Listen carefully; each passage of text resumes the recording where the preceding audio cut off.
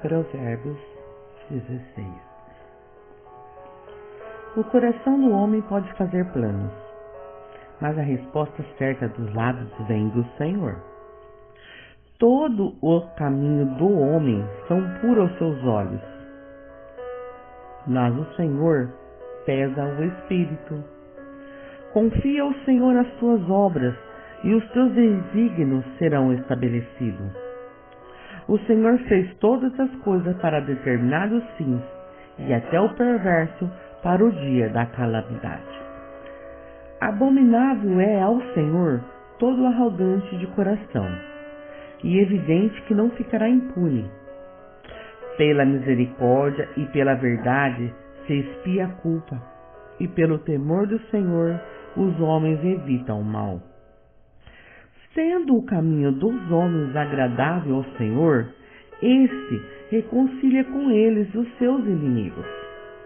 Melhor é o pouco, havendo justiça, do que grandes rendimentos com injustiça. O coração do homem traça o seu caminho, mas o Senhor lhe dirige os passos. Nos lábios do rei se acham decisões autorizadas. No julgar, não transgrida, pois a tua boca. Peso e balança justo pertence ao Senhor. Obras suas são todos os pesos da bolsa. A prática da impiedade é abominável para os reis, porque com justiça se estabelece o trono. Os lábios justos são o contentamento do rei, e ele ama o que fala coisas retas. O furor do rei são uns mensageiros de morte, mas o homem sábio o apazigua. O semblante alegre do rei significa vida, e a sua benevolência é como a nuvem que traz a chuva seródia. Quanto melhor é adquirir a sabedoria do que o ouro, é mais excelente adquirir a prudência do que a prata. O caminho dos retos é desviar-se do mal. O que guarda o seu caminho preserva a sua alma. A soberba precede a ruína, e a altivez de espírito a queda. Melhor é ser humilde de espírito com os humildes do que repartir o despojo com os soberbos. O que atenta para o ensino acha o bem, e o que confia no Senhor, esse é feliz. O sábio de coração é chamado prudente, e a doçura no falar aumenta o saber. O entendimento para aqueles que o possuem é fonte de vida, mas para o insensato a sua astúcia lhe é castigo. O coração do sábio é mestre de sua boca, e aumenta a persuasão dos seus lábios. Palavras agradáveis são como favos de mel doce para a alma e medicina para o corpo. Há caminho que parece direito ao homem, mas afinal são caminhos de morte. A fome do trabalhador o faz trabalhar, porque a sua boca a isso o incita.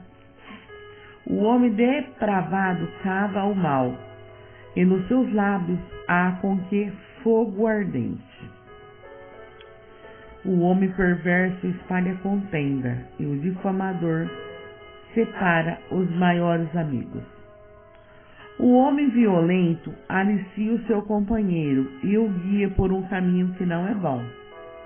Quem fecha os olhos imagina o mal, e, quando morde os lábios, o executa. Coroa de honra são as caças, quando se acha no caminho da justiça. Melhor é o longânimo do que o herói de guerra, e o que domina o seu espírito, do que o que toma uma cidade. A sorte se lança no regaço, mas do Senhor procede toda a decisão. Amém? Louvado seja o nome santo do Senhor.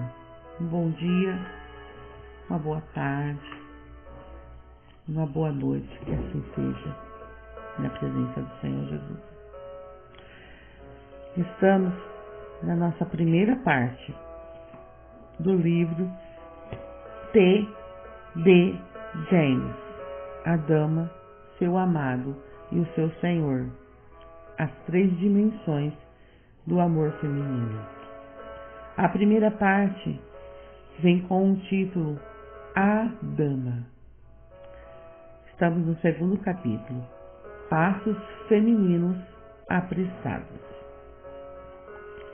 Os pais amorosos olham para os seus pequeninos e refletem sobre o prodígio dessas novas vidas cheias de promessa de esperança para o futuro. Todavia, embora sinta orgulho nessas horas, querem também proteger seus filhos dos inevitáveis desafios que surgem com a maturidade e as realizações.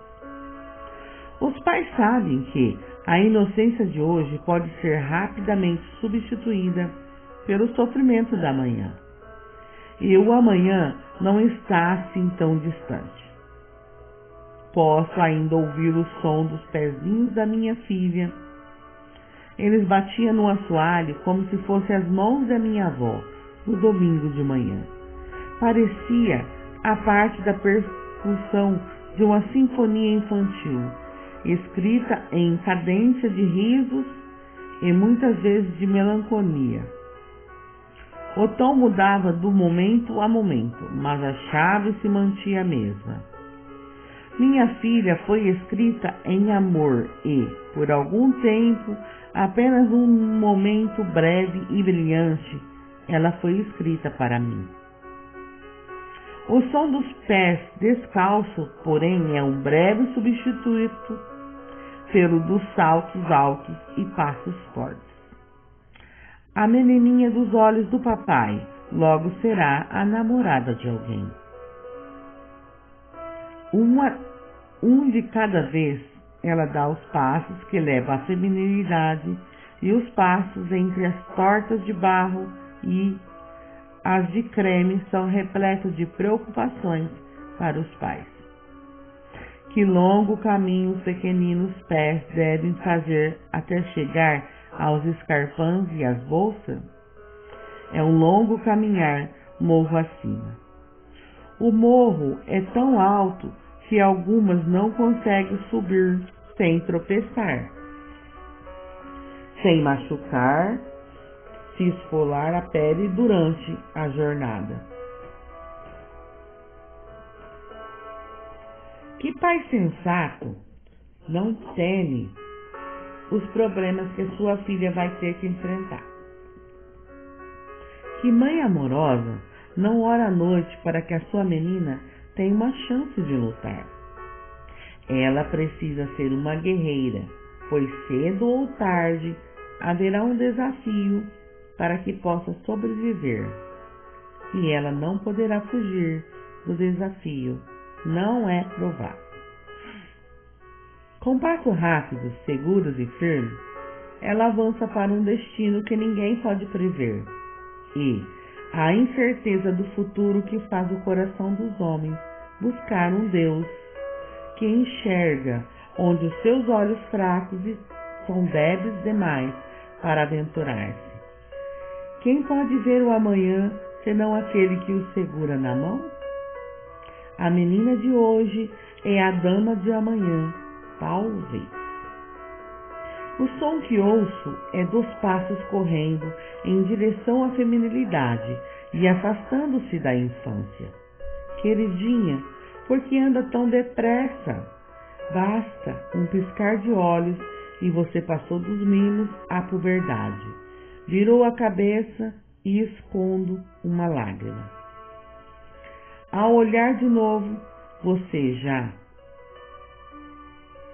entrou nos braços da idade adulta, mas pelo menos por um momento ouço as batidas dos pés descalços no chão de madeira. Lembro-me de um olhar Lembro-me do olhar de admiração que só se encontra nos olhos de uma menininha vestida de renda e com sapatinhos de verniz. Os olhos brilhantes de promessa é uma sugestão de travessura. Os olhos brilhantes de uma promessa é uma sugestão de travessura são a única maquiagem necessária para um rosto já adornado com o brilho intenso dos cosméticos da juventude. O som de passos macio é a visão de uma mãozinha agarrando uma enorme boneca. Enche hoje nosso coração de alegria. Veja o sorriso que confia até em estranhos. Ouço os sons de um riso tão puro que assemelha às águas cristalinas correndo entre as pedras no riacho da montanha. É um riso que não foi tocado, ensinado ou contaminado. O bebê de hoje é uma folha de papel em branco. O que for escrito nele hoje deixará uma impressão quase indeleável. Se as pessoas entendessem isso, não se moveria tão rapidamente, não castigaria com tanta facilidade, nem tocaria de um modo tão obsceno a vida das pequeninas que chamamos criança. Pessoas considerariam com cuidado as coisas que dizem ou fazem.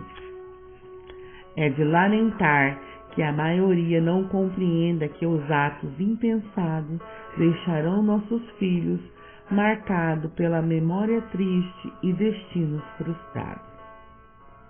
Adultos, reflita então muito bem antes de dar a primeira pincelada nesta pequena vida. As linhas desenhadas na infância serão as rugas da velhice dela.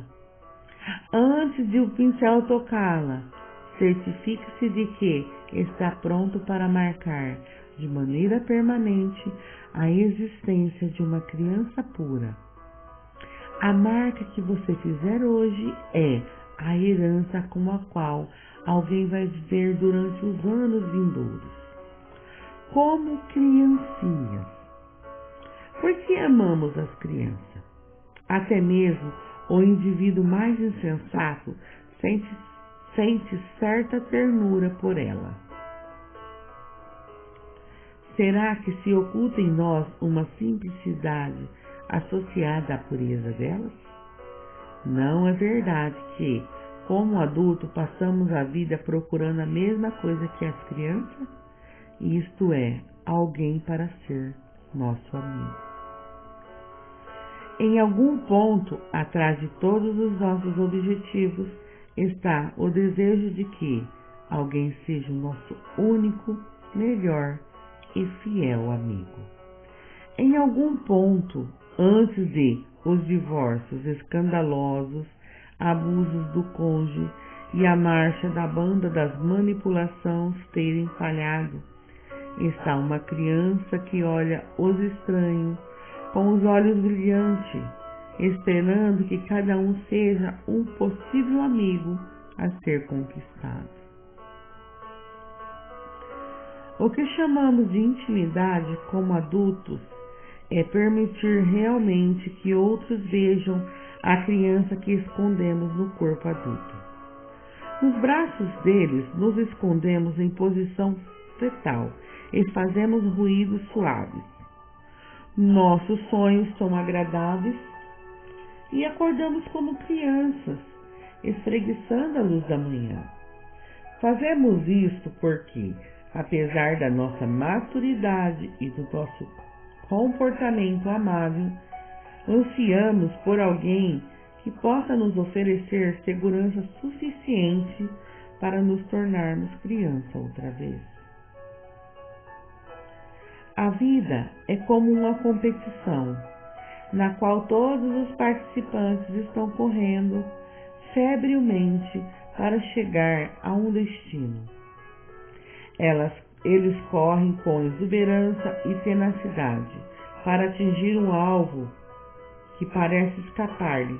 Contudo, se preparam a cada dia para correr e se dirigem novamente para a pista, esforçando-se ao máximo para obter algum grau de sucesso. Essa criança não começa quando chegamos à idade adulta e entrando no mundo profissional. Não. É uma corrida que começa no útero e, ao contar 3, acompanhados dos gemidos da mãe saindo correndo. Bem, no fundo, todos queremos a mesma coisa e passamos a vida inteira à sua procura.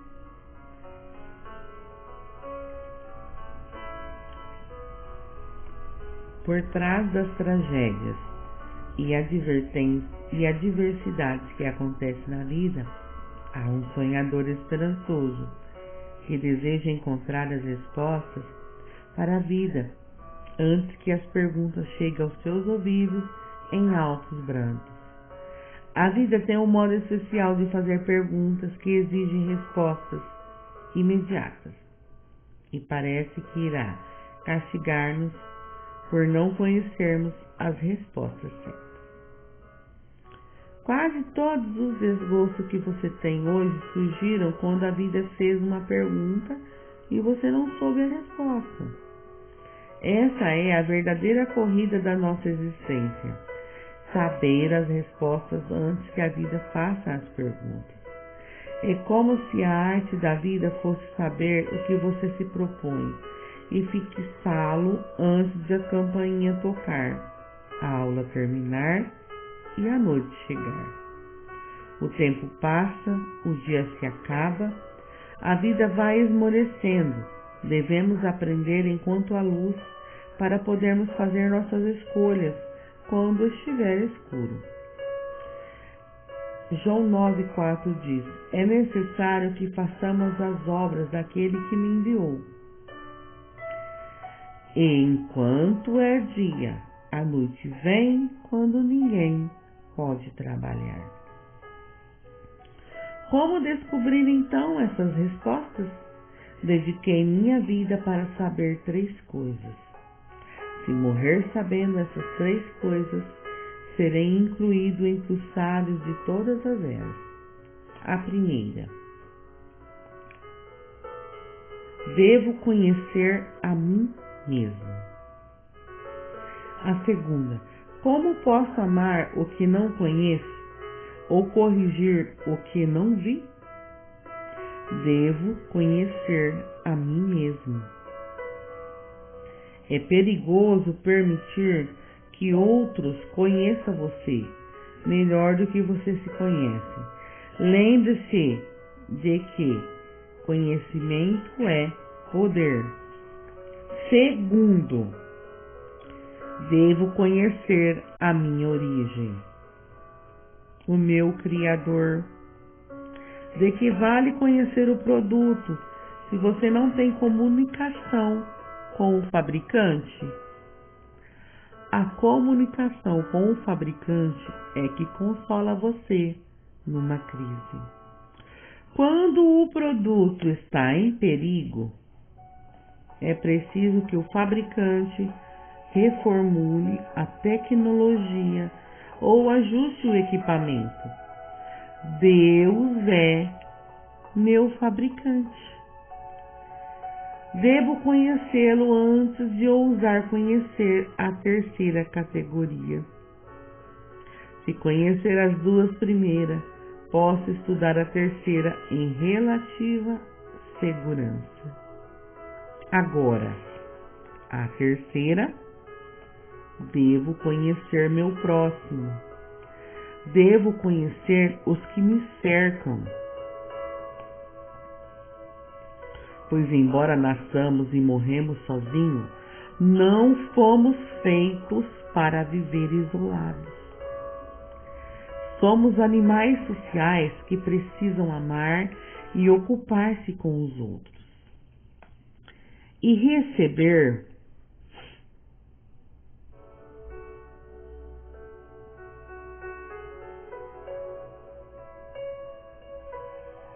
e receber deles o mesmo tratamento. Disse que você precisa conhecer você mesmo e o seu Senhor antes de entrar num verdadeiro relacionamento, mas esse será vazio se não conhecer realmente a pessoa com quem está interagindo. Você pode aprender os passos da dança e ouvir a música, mas se não souber o movimento do parceiro, seria o mesmo que dançar sozinho. Posso tê-la chocado ao colocar minha pessoa como número 1. Acontece, porém, que isso é verdade.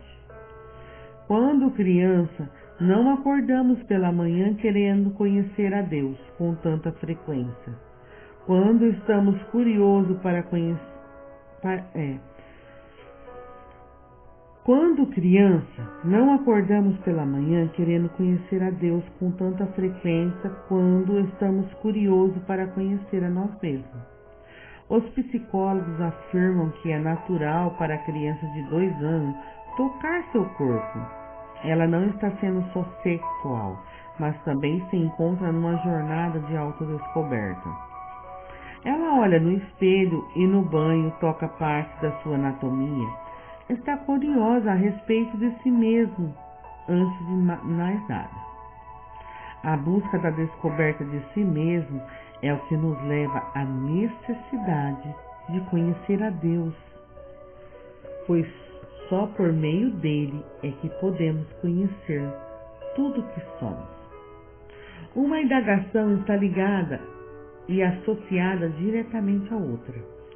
Não podemos aprender uma palavra sem conhecer o alfabeto. E não temos que conhecer todas as palavras que é uma sentença para que uma sentença faça sentido. É preciso que eu conheça a Deus para conhecer a mim mesma. Então, como pode alguém conversar comigo 20 minutos e ir embora sentindo que me conhece? É inconcebível, é um insulto. Dá a entender que se julga muito brilhante ou que eu sou muito superficial. É ridículo que alguém pense que me conhece quando estou estudando a mim mesmo, descobrindo novos fatos a cada dia. Os resultados de cada conversa são pesquisados, avaliados, registrados e arquivados. Estou nadando no lago das várias experiências da vida e ainda não subi para respirar. Quem ousa pensar que me conhece só porque passou algumas horas, um dia, uma semana ou 2 em minha companhia? Como você pode conhecer o adulto que sou antes de tocar a criança que fui? Sabe que as decisões que tomo se baseiam na percepção da criança que se esconde por detrás desses olhos gastos pelo tempo. Empoleirada numa estrutura mais velha está uma criança que não mudou. E essa criança que se apaixona e se magoa. É o galope dos pés da criança que foge de uma situação abusiva e depois senta-se em casa e chora durante semanas porque pensava que você fosse seu amigo. Como pode casar-se comigo sem gostar de mim? É a criança que deseja sair e brincar ou aconchegar-se debaixo de uma coberta. Essa criança é que precisa ser alcançada, se você quiser realmente conhecer-me.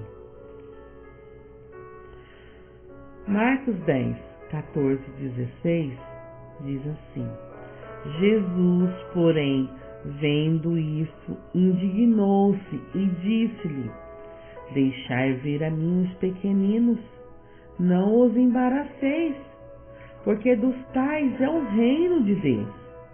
Em verdade vos digo Quem não receber o reino de Deus como uma criança, de maneira nenhuma entrará nele.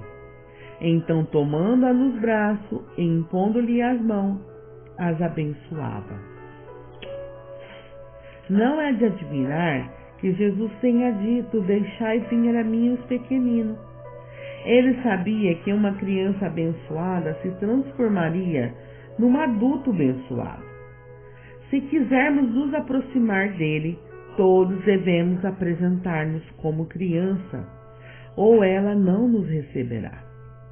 De qualquer modo, é a criança que vai até ela. A criança em nós é que se achega a um Deus distante demais para chamá-lo de Deus, mas que se aproxima muito mais quando chamamos de Pai. A criança em você precisa conhecer o seu Pai. Jesus ensina aos discípulos que, ao menos que alguém se torne criança, não herdará o reino. O que você herda depende diretamente da associação que faz. Se o seu companheiro for o mal, só irá herdar aquilo que o cerca. As crianças são herdeiras do sucesso ou do sofrimento. São elas que, na verdade, lutam em meio a um divórcio dos pais. Essa luta continua muito tempo depois de os pais terem se casado de novo. Com frequência, herdam os erros dos pais. Por quê? Porque os danos infligidos cedo são mais letais do que os recebidos mais tarde. Quando o rebento é novo, ele pode ser curvado. Devemos sustentá-lo o mais breve possível, para que a árvore possa crescer forte. Amém? Glória a Deus. Que a presença do Senhor e que o Espírito Santo venha dirigir os seus pensamentos nessa manhã, nessa tarde, nessa noite. E que tudo que você fizer hoje seja para a glória de Deus. Se achegue ao Pai e Ele se achegará a você. Até uma próxima.